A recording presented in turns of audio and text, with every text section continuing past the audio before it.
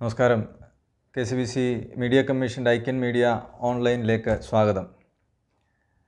പരസ്പര വിശ്വാസത്തിലും സഹകരണത്തിലും ജീവിക്കുന്നൊരു സമൂഹം എന്ന നിലയിൽ, മലയാളികൾ എന്ന നിലയിൽ നാം ഏവരും അഭിമാനിക്കുന്നു.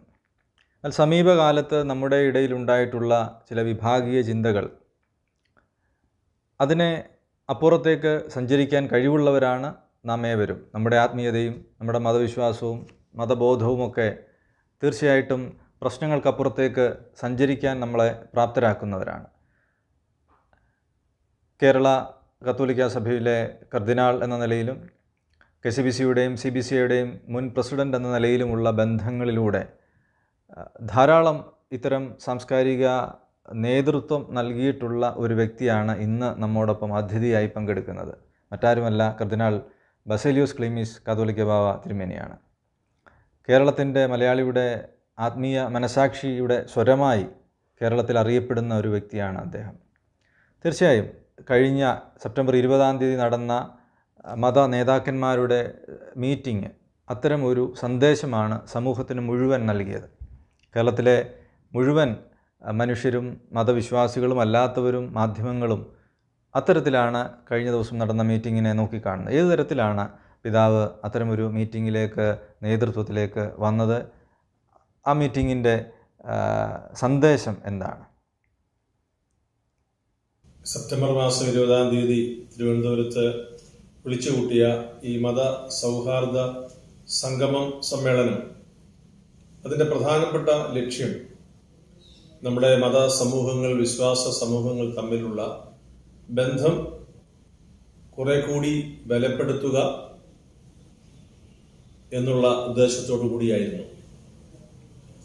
അടുത്ത കാലത്ത് പല സന്ദർഭങ്ങളിലായി നമുക്ക് ചുറ്റും ഉരുണ്ടുകൂടി വരുന്ന കാർമേഘങ്ങൾ നമ്മൾ കാണുകയും പ്രശാന്തമായ ഒരു അന്തരീക്ഷം സൃഷ്ടിക്കുന്നതിന് നമ്മളുടെ മനസ്സ് ഒരുക്കുകയും എല്ലാ വിശ്വാസ സമൂഹങ്ങളെയും നാം സ്നേഹബന്ധത്തിൽ അതിനെ കാണുകയും പരസ്പര തുറവയോടുകൂടി നാം ഇടപെടുകയും സംസാരിക്കുകയും ചെയ്യേണ്ടത് എന്നുള്ള സന്ദേശം യഥാർത്ഥത്തിൽ പങ്കുവയ്ക്കുവാനാണ് ഒരുമിച്ച് കൂടിയത്.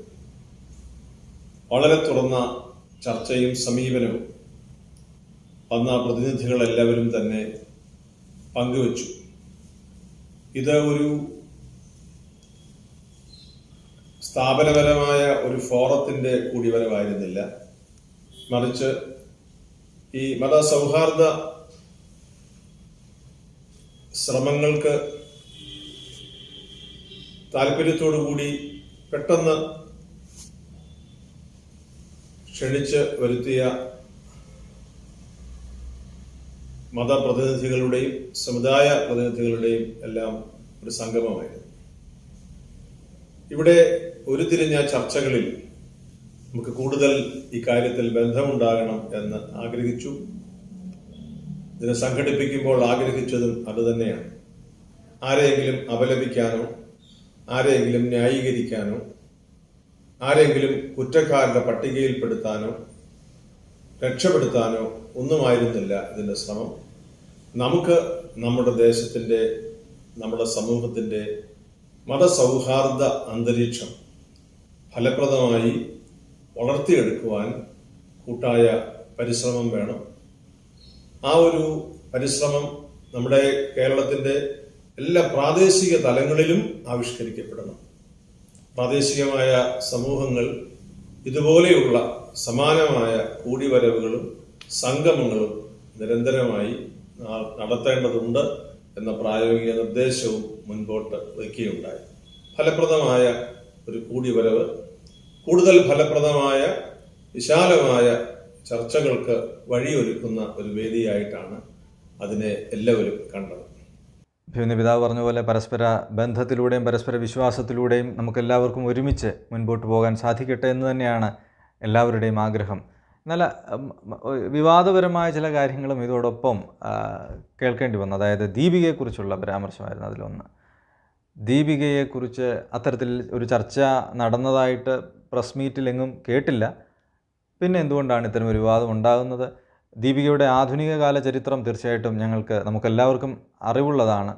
നമ്മുടെ സഭയുടെ കയ്യിൽ നിന്ന് അത് നഷ്ടപ്പെടുന്ന ഒരു സാഹചര്യം ഉണ്ടായപ്പോൾ അഭിമന്യ പിതാക്കന്മാരെയും മറ്റെല്ലാവരെയും ഒരുമിച്ച് കൂട്ടി അത് സഭയുടെ പക്കലേക്ക് തിരികെ എത്തിക്കുന്നതിന് നേതൃത്വം വഹിച്ച ഒരു വ്യക്തി എന്ന നിലയിൽ കൂടിയാണ് ഈ വിവാദത്തോടുള്ള പിതാവിൻ്റെ പ്രതികരണം ആരായുന്നത്. യഥാർത്ഥത്തിൽ എനിക്ക് അറിഞ്ഞുകൂടാ.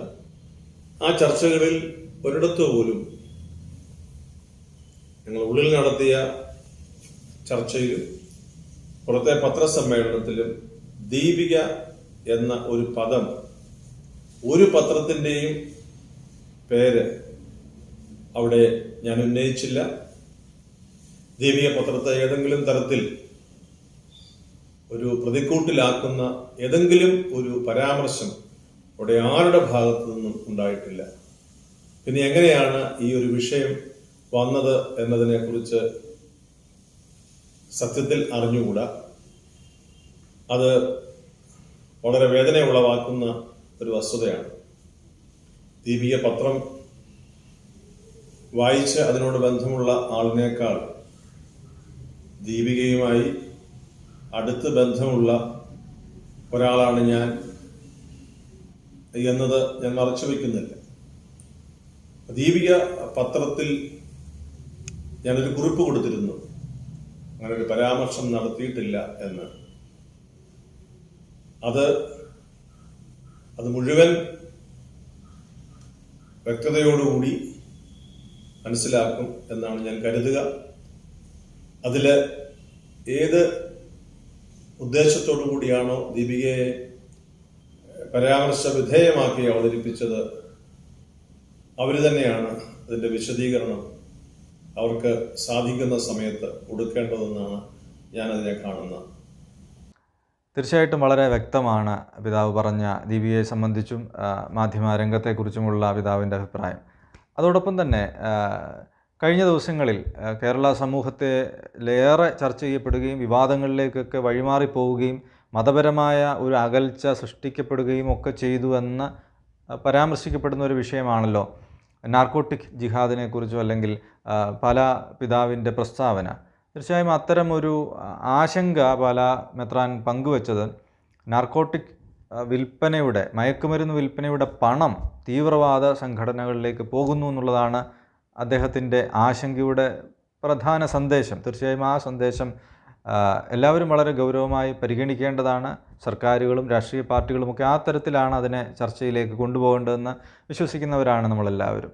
പിതാവിൻ്റെ ഒരു പ്രതികരണം എന്താണ് ആ വിഷയത്തിൽ? പാലാ രൂപതയുടെ അധ്യക്ഷൻ അഭിനന്ദനായ മാർ ജോസഫ് കല്ലറിങ്ങാട്ട് പിതാവ് നടത്തിയ പ്രസ്താവന സൂക്ഷ്മമായി എല്ലാവരും കേട്ടതാണ്, ഞാൻ ശ്രദ്ധാപൂർവം കേട്ടതാണ്.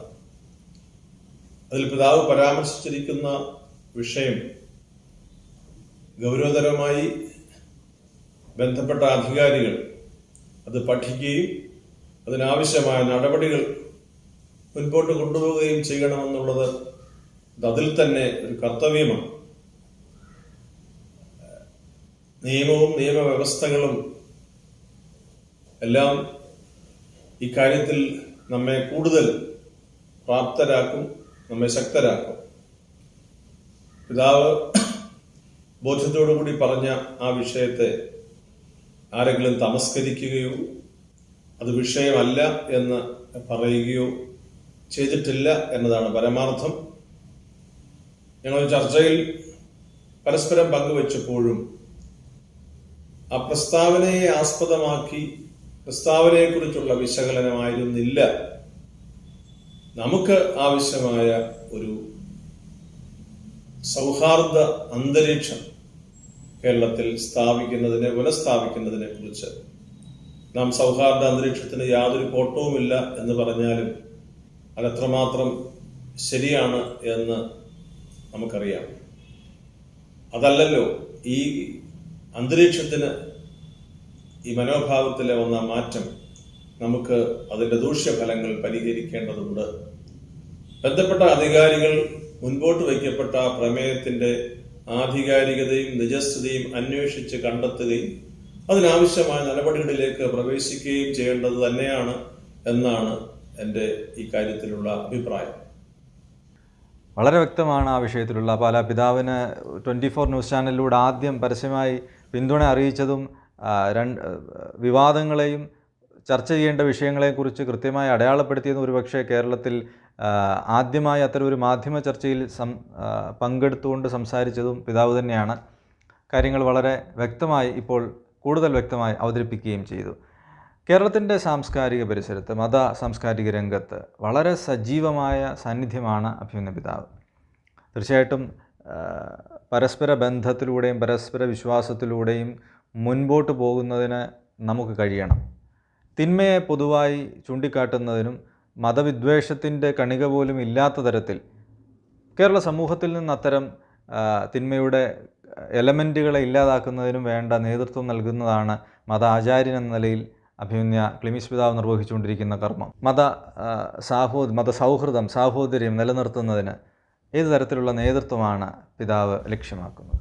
നമ്മുടെ മതസമൂഹങ്ങൾ തമ്മിലുള്ള, വിശ്വാസ സമൂഹങ്ങൾ തമ്മിലുള്ള ബന്ധം ഊട്ടി ഉറപ്പിക്കേണ്ടതാണ്, അതിന് നാം ഒരുമിച്ചിരിക്കേണ്ടതാണ് എന്ന് പറയുന്നതിൽ നാം എന്തിനാണ് അസ്വസ്ഥരാകുന്നത്?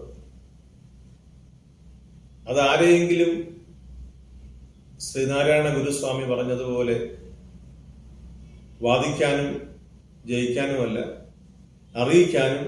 അറിയാനും അറിയിക്കാനുമാണ് എന്ന വസ്തുത ഇത്തരുണത്തിൽ എത്രയോ അർത്ഥവത്താണ്.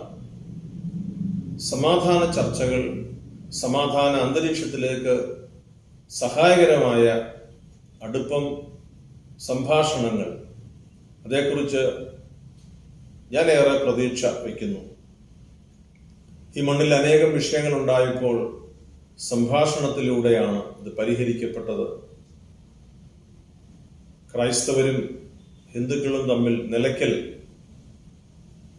ഉണ്ടായ ഒരു സംഘർഷത്തിൽ സംഭാഷണത്തിലൂടെ, സൗഹാർദ്ദപരമായ ഒരു സമീപനത്തിലൂടെ അതിന് പരിഹാരം കാണുന്നതിന് നമുക്ക് സാധിച്ചു എന്നത് നാം വിസ്മരിക്കരുത്. അങ്ങനെ എത്രയോ സന്ദർഭങ്ങൾ നമുക്ക് കേരളത്തിൽ എടുത്ത് പറയുവാനായിട്ടുണ്ട്. അതിന് നാം നേതൃത്വം കൊടുക്കേണ്ടവരാണ്. പ്രാദേശികമായും നമ്മെ ഏൽപ്പിച്ചിരിക്കുന്ന ശുശ്രൂഷകൾക്കനുസൃതമായും, ഒപ്പം കത്തോലിക്ക സഭയുടെയും ക്രൈസ്തവ സമൂഹത്തിന്റെയും പ്രതിനിധികൾ എന്ന നിലയിലും. ആയതിനാൽ നമുക്കുള്ള ശുശ്രൂഷയുടെ ഭാഗമാണ് ഈ സൗഹൃദ അന്തരീക്ഷവും സൗഹൃദ പരിശ്രമങ്ങൾ വർദ്ധിപ്പിക്കുക എന്നുള്ളത്. ഈ ശുശ്രൂഷയും നിയോഗവും കേരളത്തിൻ്റെ സംസ്കാരത്തിൻ്റെ പരിപോഷണത്തിന് അനിവാര്യമാണ്. നമ്മിൽ നിന്ന് പൊതുസമൂഹം പ്രതീക്ഷിക്കുന്നതും അത് തന്നെയാണ്. വ്യക്തിപരമായ ഒരു ചോദ്യം കൂടി പിതാവിനോട് ചോദിക്കട്ടെ. തിരുവനന്തപുരം കേരളത്തിൻ്റെ തലസ്ഥാനമെന്ന നിലയിലും പിതാവിൻ്റെ മുൻഗാമികളായി അവിടെ പ്രവർത്തിച്ചിരുന്ന ആചാര്യന്മാർക്ക് തലസ്ഥാന നഗരിയിലും രാഷ്ട്രീയത്തിലും സാംസ്കാരിക മണ്ഡലങ്ങളിലും ഉണ്ടായിരുന്ന സ്വാധീനം എന്ന് പറയുന്നത് തീർച്ചയായിട്ടും ക്രിയാത്മകമായ ഇടപെടലുകളുടെ പേരിലായിരുന്നു.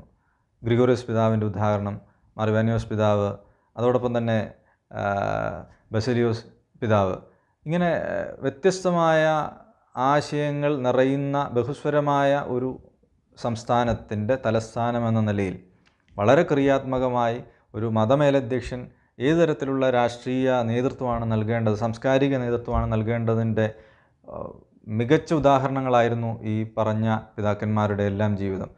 ഇവരുടെ ജീവിതം പിതാവിൻ്റെ വ്യക്തി ജീവിതത്തെ ഇത്തരം സാംസ്കാരികമായ നേതൃത്വം നൽകുന്നതിന് സ്വാധീനിച്ചിട്ടുണ്ടോ? ഏത് തരത്തിലാണത്?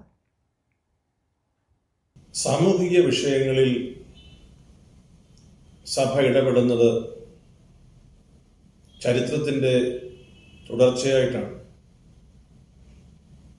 സമൂഹത്തെ ബാധിക്കുന്ന വിഷയങ്ങളിൽ നമ്മുടെ സവിശേഷമായ ശ്രദ്ധയും ജാഗ്രതയും ഈ വിഷയത്തിൽ നൽകുന്നതിന് നമുക്ക് കഴിയും. ഭാഗ്യസ്മരണാർഹരായ എൻ്റെ മുൻഗാമികൾ ബെനഡിക്ട് മാർ ഗ്രിഗോറിയോസ് തിരുമേനിയും സിറിൽ ബസേലിയോസ് ബാവ തിരുമേനി RSSന്റെ ലീഡറുമായി നടത്തിയ സംഭാഷണവും ചാലയിലും പൂന്തുറയിലും നിലയ്ക്കലിലുമൊക്കെ മാർ ഗ്രിഗോറിയോസ് തിരുമേനിയുടെ സവിശേഷമായ ഇടപെടലും എല്ലാം ഈ തലസ്ഥാന നഗരിയിൽ കേരളം മുഴുവനായും ഓർമ്മിക്കുന്ന വസ്തുതയാണ്. ഈ ശുശ്രൂഷകൾ എല്ലാവരോടും ചേർന്നാണ് നിർവഹിക്കുക.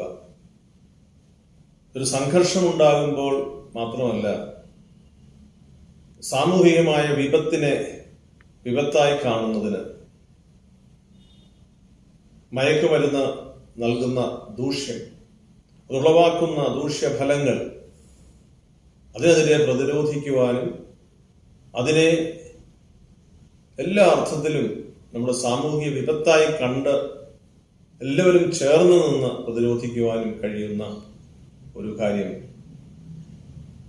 അതുപോലെ തന്നെ സമൂഹങ്ങൾ തമ്മിലുള്ള ബന്ധത്തിലുണ്ടാകുന്ന വിള്ളലുകൾ ഒരു സാമൂഹികമായ ഒരു പ്രതിസന്ധിയാണ്. അതേക്കുറിച്ച് മൗനം പാലിക്കുവാൻ നമുക്കാർക്കും കഴിയില്ല. നാം സത്യസന്ധമായി ഈ വിഷയത്തിൽ ഇടപെടുകയും അതിന് ആവശ്യമായ സമർപ്പണം നൽകുകയും ചെയ്യണം.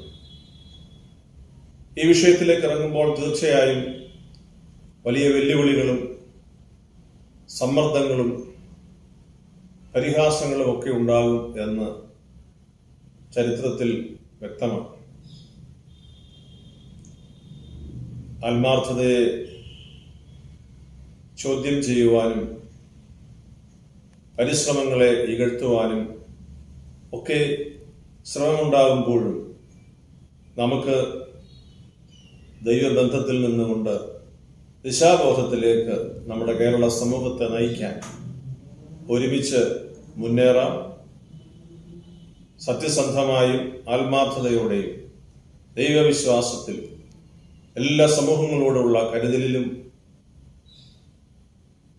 ദുർബലരെ ബലപ്പെടുത്തിക്കൊണ്ടും ദേശത്തിന്റെ കെട്ടുപണിയിൽ, ദൈവരാജ്യത്തിന്റെ കെട്ടുപണിയിൽ സഭയുടെ സ്നേഹ സന്ദേശം പങ്കുവയ്ക്കുന്നതിൽ നമുക്ക് ഒരുമിച്ച് മുന്നേറാം. ദൈവം അതിന് നമ്മെ എല്ലാവരെയും പ്രാപ്തരാക്കട്ടെ എന്ന് ഞാൻ പ്രാർത്ഥിക്കുന്നു. ഒരുപാട് നന്ദി. ഇത്രയും തിരക്കുകളുള്ളൊരു ദിവസം, ഇത്രയും സമയം ഐക്കൺ മീഡിയ ഓൺലൈന് വേണ്ടി ചെലവഴിക്കാൻ പിതാവ് കാണിച്ച സൗമനസ്യത്തിന്, ത്യാഗത്തിന് നന്ദി പറയുന്നു എല്ലാവരുടെയും പേരിൽ. അതോടൊപ്പം നമ്മുടെ ഈ നാട്ടിൽ പരസ്പര വിശ്വാസത്തിലും സഹകരണത്തിലും എല്ലാവരും മുൻപോട്ട് പോകണം. തെറ്റുകളെ തിരുത്തുന്നതിനും എല്ലാവരും ഒരുമിച്ച് നിൽക്കണം എന്ന വലിയ സന്ദേശമാണ് കഴിഞ്ഞ ദിവസത്തെ മീറ്റിങ്ങിലും ഇന്നത്തെ ചർച്ചയിൽ പങ്കെടുത്തുകൊണ്ടും പിതാവ് പറയാനായിട്ട് ശ്രമിച്ചത്. കേരളത്തിൻ്റെ ആത്മീയ മനസാക്ഷി എന്ന നിലയിൽ അഭിവന്യ കർദിനാൾ ബസേലിയോസ് ക്ലീമീസ് കാതോലിക്ക ബാവ തിരുമനസ്സുകൊണ്ട് നൽകുന്ന വലിയ നേതൃത്വത്തിന് എല്ലാവിധ പിന്തുണയും പ്രോത്സാഹനവും എല്ലാവരിൽ നിന്നുമുണ്ട് എന്ന ഉറപ്പ് പറഞ്ഞുകൊണ്ട് നന്ദി, നമസ്കാരം.